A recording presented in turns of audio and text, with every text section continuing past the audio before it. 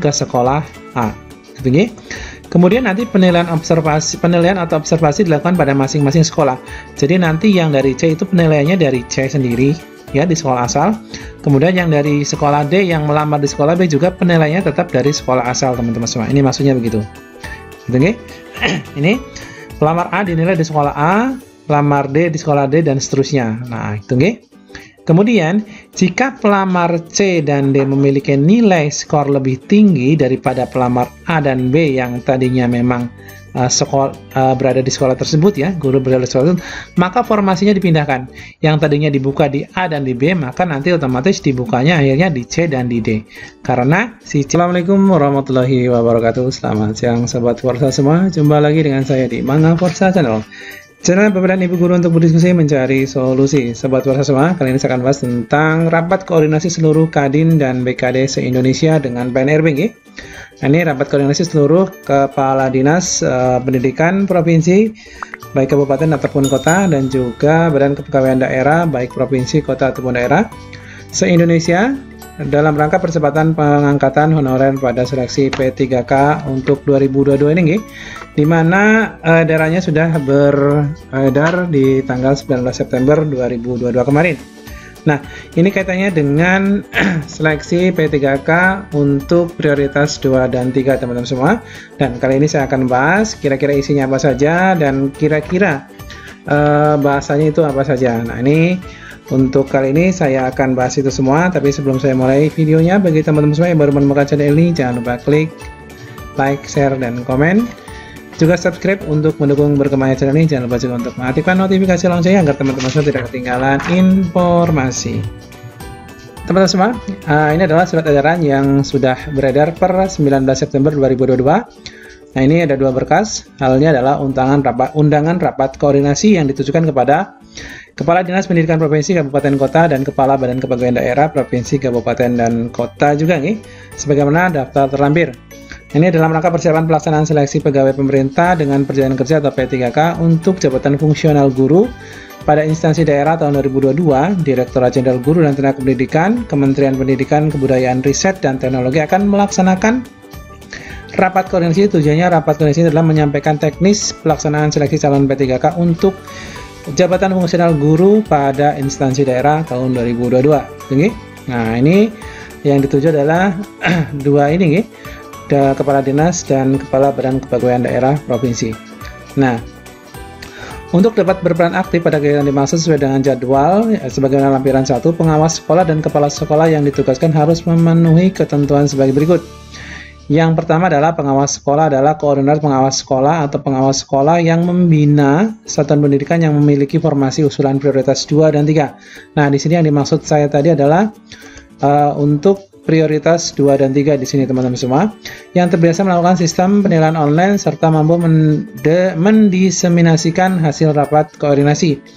Kemudian yang kedua adalah kepala sekolah yang bertugas pada sekolah yang memiliki formasi usulan prioritas 2 dan 3. Yang terbiasa melakukan sistem penilaian online serta mampu mendiseminasikan hasil rapat koordinasi juga. Nah, peserta mohon hadir sesuai dengan rapat undangan, dapat memenuhi ketentuan berikut ini untuk efektivitas penyelenggaraan kegiatan.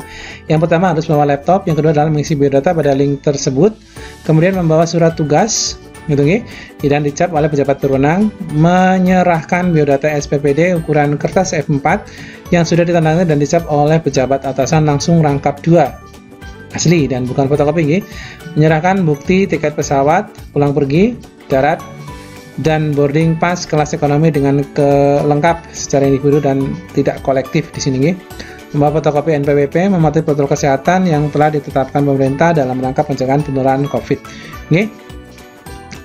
Kemudian ini jadwalnya, teman-teman semua. Ini akan dilaksanakan untuk rapat koordinasi ini. Untuk tahap 1 ini nanti dilaksanakan tanggal 22 sampai tanggal 24. Nah, ini untuk region Jakarta, Makassar. Nah, ini narah hubungnya. Kemudian region Bali, Medan, dan seterusnya. Kemudian daftar provinsi atau kabupaten kota untuk tahap 1 ini. Untuk region 1 Jakarta tanggal 22 sampai 24. Ini di Grand Sahid Cahaya. Ini Provinsi Banten. Ini kabupatennya sudah tertera di sini, Bengkulu, Jawa Tengah. Kemudian Kalimantan Selatan dan seterusnya. Kemudian region Makassar, ini di tempat di Makassar juga, tanggalnya sama teman-teman semua. Nah, ini untuk yang diundang, saya scroll saja. Oke. Kemudian untuk region Bali ini tanggal 26 sampai 28 September 2022 nih. Ini di Haris Hotel, Radisson Sunset Road ya, ada di Bali juga di sini. Ini yang hadir. Kemudian region Medan. Ini tanggal 26 sampai 28. Ini berarti sampai tanggal 28 terakhir nih teman-teman semua. Ini sampai tanggal 28. Saya scroll saja ke bawah. Nah, ini. Jadi terakhir nanti adalah 26 sampai 28 untuk region Makassar 2. Nah, ini adalah berkaitan dengan penilaian untuk prioritas 2 dan 3. Gitu nggih? Dimana sudah saya jelaskan bahwasanya untuk pengolahan ini kaitannya dengan ini teman-teman semua. Dimana untuk prioritas 1 ini ketika sudah selesai ya, ketika sudah selesai untuk prioritas 1 ini sudah jelas tidak melalui seleksi administrasi nggih. Sudah selesai, kemudian nanti langsung ke tahap berikutnya sesuai dengan yang saya bahas tadi adalah untuk dikhususkan prioritas 2 dan 3. Ini nanti akan dilakukan seleksi administrasi oleh verifikator instansi daerah. Kemudian penilaian pada prioritas 2 dan prioritas 3 dilakukan oleh kesesuaian ya atau observasi. Makanya tadi menugaskan kepala sekolah nih membawa laptop dan sebagainya. Dan sudah terbiasa melakukan penilaian dalam sistem nih. Nah, intinya begitu. Kemudian selanjutnya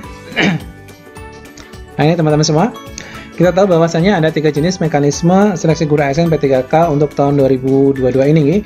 Yang pertama adalah yang prioritas 1, ini penyelesaian dulu sebanyak 193.000 guru lulus passing grade. Nah, ini sudah sering saya bahas di video saya sebelumnya ya. Yang terdiri dari THK 2, guru sekolah negeri, lulusan PPG, guru swasta. Nah, ini nanti jika masih menyisakan formasi nanti tentunya akan dilaksanakan untuk seleksi yang kedua. Seleksi yang kedua adalah yang tentunya tadi saya bahas tentang rakornya ya. Rakor dengan Kadin dan BKD tentunya. Ini tentang seleksi kesesuaian verifikasi untuk 724.209 guru, 29 guru honorer negeri. Nah, ini yang terdiri dari THK 2, kemudian guru honorer negeri yang pengabdiannya minimal 3 tahun dan terdaftar di dalam data pokok pendidikan. Nah, di sini saya akan bahas tentang penilaiannya nih teman-teman semua. Kalau untuk mekanisme penempatan sudah saya bahas di video saya sebelumnya.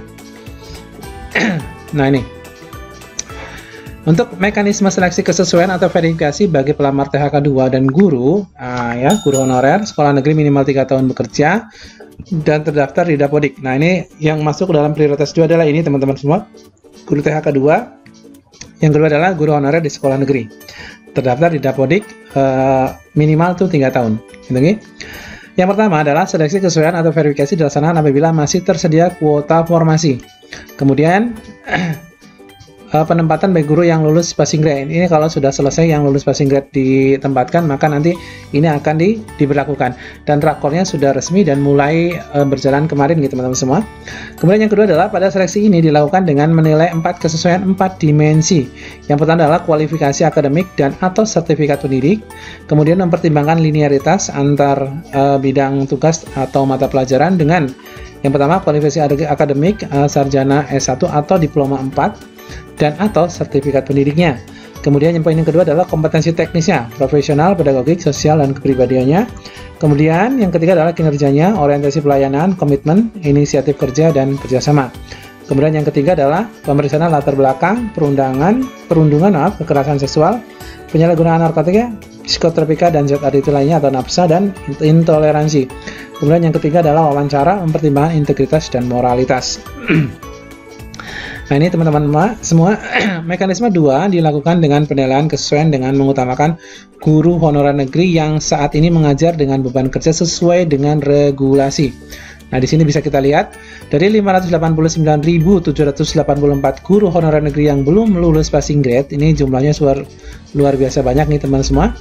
Ternyata yang memenuhi beban kerja sesuai regulasi ini hanya 368.830. Sisanya yang 220.000 ini perlu diredistribusi.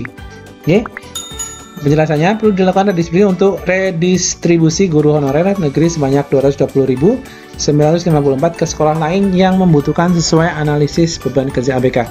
Jadi ini harus dialihkan, gitu, maksudnya begitu. Kemudian jika ada pelamar formasi berasal dari luar sekolah induk, maka penilaian kesesuaian dilaksanakan di sekolah asal pelamar. Bila nilai pelamar di sekolah induk lebih tinggi, maka formasinya dipindahkan ke sekolah pelamar yang lulus. Kemudian, pemerintah daerah hanya mengusulkan formasi seleksi kesesuaian sebanyak 154.270. Ini sebesar 41,8% dari 368.830 formasi yang dapat dipenuhi dengan mekanisme penilaian kesesuaian. Jadi ini belum bisa semuanya teman-teman semua.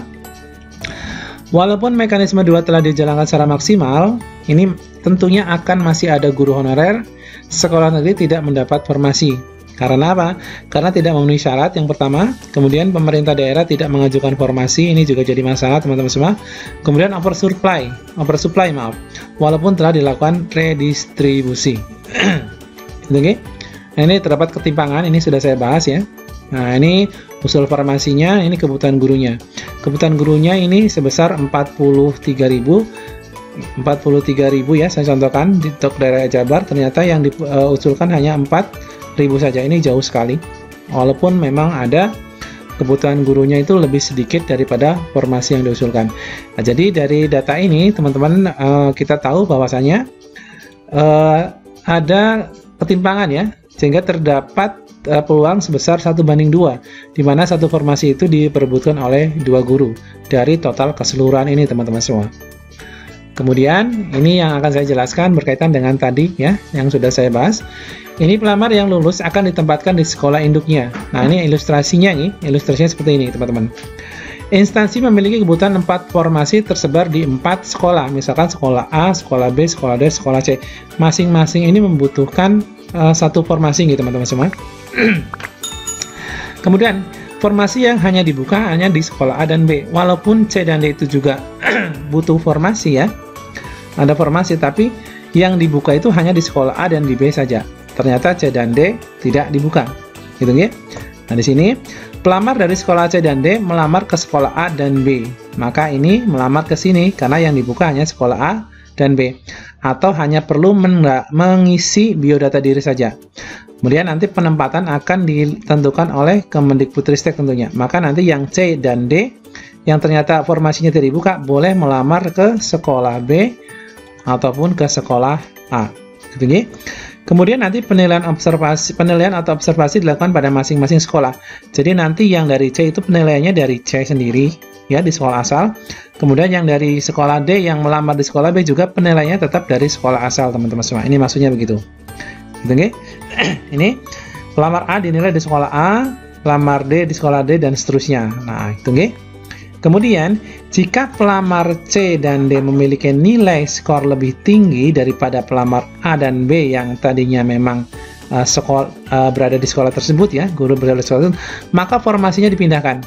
Yang tadinya dibuka di A dan di B, maka nanti otomatis dibukanya akhirnya di C dan di D. Karena si C dan si D ini ternyata nilainya lebih tinggi. Maksudnya begitu teman-teman semua. Oke, jadi teman-teman nanti tetap sekalipun masing-masing sekolah memiliki 4 kebutuhan formasi, tergantung yang dibuka yang mana. Kalau yang dibuka A dan B saja, maka teman-teman dari sekolah C dan D juga bisa melamar di sekolah yang dibuka formasinya. Ini artinya teman-teman bersaing di sini teman-teman semua, walaupun di sini yang dinilai adalah penilaian kesesuaian ya.